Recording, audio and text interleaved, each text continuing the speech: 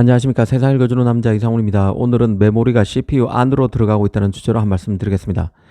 아시다시피 지금은 칩 역사에서 매우 중요한 시점입니다. 기술적으로는 공정 역사에서 중대 변곡점을 맞고 있습니다. 하이K 메탈 게이트에서 핀팻, EUV를 통한 핀팻, 이제는 트랜지스터 구조가 바뀐 게이트 올 어라운드로 개편되는 상황입니다. 삼성은 3나노부터 게이트 올 어라운드를 적용하고 TSMC와 인텔은 2나노부터 적용합니다. 이 최첨단 공정에서 한번 삐끗하면 바로 나락으로 직행할 수 있기 때문에 노드 경쟁 자체가 살얼음판을 걷는 듯한 양상입니다. 그런데 이런 제조 공정 노드 경쟁이 더 불을 뿜는 것은 이 패키징 경쟁마저 가미되고 있기 때문인데요. 이제는 칩 제작 비용이 너무 뛰고 있고 첨단 공정 채택에 따른 칩 성능 향상 체감도 어렵습니다. 그래서 칩을 어떤 식으로 쌓고 배치하느냐가 중요해졌습니다. 칩 제작 단가를 낮추고 구공정, 신공정을 두루 활용해서 파운드리 팹 가동률을 높일 목적으로 이 하나의 칩을 만들 때도 다이다이 나눠서 붙이는 칩넷 기술이 적용되고 있습니다. 또 이제는 메모리와 CPU를 아예 통합 패키징하는 기술에 대한 연구도 한창입니다. 이 사실 메모리와 CPU의 통합 기술은 이제 모든 프로세서 업체가 공을 들이고 있다고 봐도 무방할 정도인데요. 최근에도 이와 관련한 소식이 있었습니다. 인텔이 올해인 2024년 하반기 내놓게 되는 CPU로서 이 저전력 모빌리티 프로세서, 즉 노트북 전용 CPU죠. 이 루나 레이크에 삼성의 LPDDR5X 메모리가 프로세서의 온 패키지 메모리 형태로 공급될 것이라는 얘기가 있었습니다. 서울경제신문이 보도한 것을 대만의 디지타임스가 인용 보도하면서 또 외신이 받아 쓰는 양상입니다.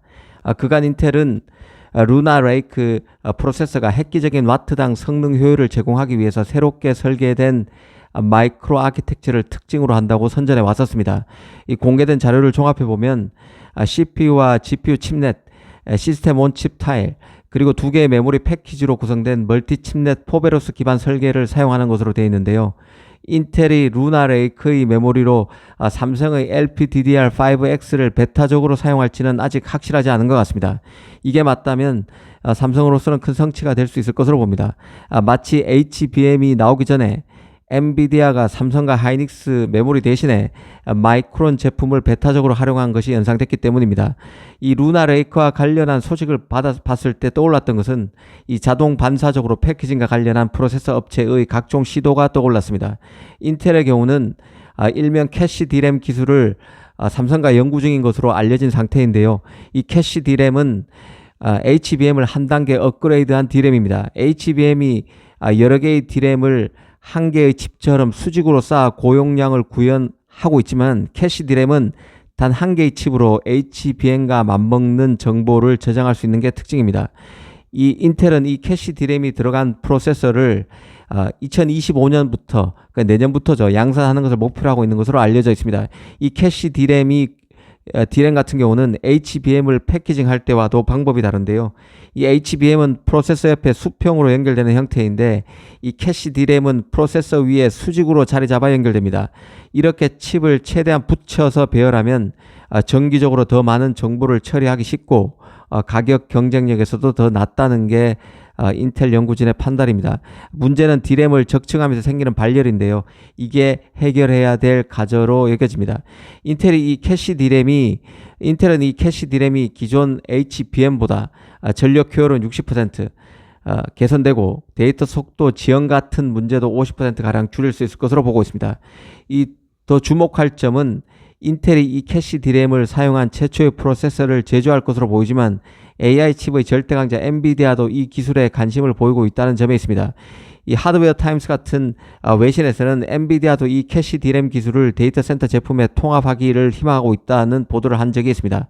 HBM의 최강자 하이닉스 같은 경우는 엔비디아와 손잡고 인티포저라는 기판 없이 프로세서 위에 직접 HBM4를 배치하는 것을 연구 중에 있다는 소식도 있었습니다. 그간 HBM은 프로세서와 함께 인티포저라는 기판 위에 올려서 패키징 되어 왔는데요. 이 프로세서 위에 직접 HBM4를 배치하게 되면 GPU 안에 메모리인 HBM이 들어가는 형태의 구조가 됩니다. 사실상 메인 칩인 프로세서와 HBM을 하나의 칩으로 완전 통합하는 구조라는 뜻입니다. 사실 이런 기술적 흐름은 그 AMD의 3D V 캐시 기술을 연상시킵니다. 그 AMD는 프로세서 안에 박혀 있는 캐시 메모리 용량을 최대로 늘리기 위해 3D V 캐시라는 기술을 들고 나왔었는데요. 3D V 캐시는 CPU 패키지 다이를 축적해서 쌓는 기술입니다. 캐시 메모리 용량을 크게 늘릴 수 있는데요. 이 캐시 메모리는 아시다시피 속도가 빠른 장치와 느린 장치 사이에 속도 차에 따른 병목 현상을 줄이기 위한 범용 메모리를 말하는데, 이 캐시 메모리 용량을 최대한 늘리기 위한 게 바로 3D V 캐시 기술입니다. 이 개념은 이번에 하이닉스와 엔비디아가 연구하고 있다는 HBM을 GPU 안에 넣는 기술과 흡사하다는 생각이 듭니다. 어찌됐든 인텔, AMD, 엔비디아 등 프로세서 강자들은 이미 극한까지 끌어올린 칩 성능을 더 끌어올리기 위해서 경쟁하고 있습니다. 여기서 결정적 역할을 하고 있는 게 메모리고 패키징 기술입니다. 프로세서 무한 경쟁이 메모리 업그레이드에 의해서 승부가 갈리는 국면으로 진행되고 있고, 특히 이 과정에서 패키징 기술도 본격적으로 부각되면서 메모리 기업인 삼성 하이닉스의 새 기회가 열리고 있다는 생각이 듭니다. 감사합니다.